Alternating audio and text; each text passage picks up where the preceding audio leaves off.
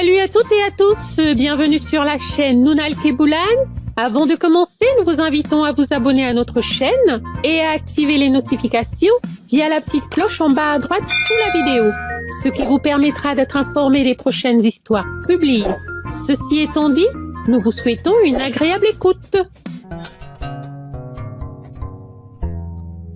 Voici la devinette du jour. Avant de commencer l'histoire, je t'invite à la lire, à donner ta réponse dans les commentaires et tu auras la réponse à la fin de l'histoire.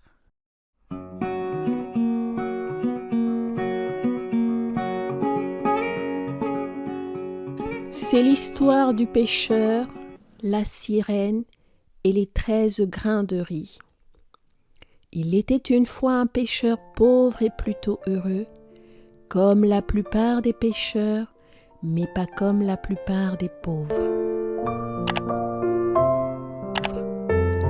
Il vivait dans une petite île pauvre et plutôt heureuse, comme la plupart des petites îles, et ne possédait en tout et pour tout qu'une vieille paillote, 13 poules, 13 canards, quelques lignes et une vieille pirogue qu'il l'avait déjà calfatée 13 fois avec du goudron et de la filasse de lin.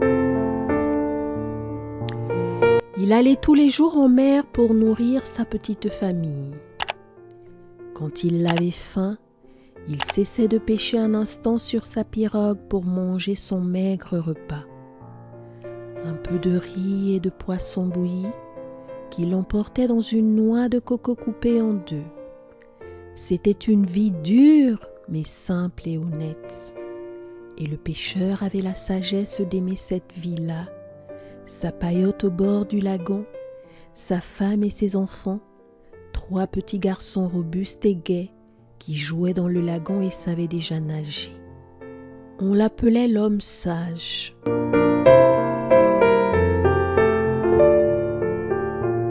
fond de la mer, vraiment tout au fond, vit le peuple des sirènes dont vous avez certainement entendu parler.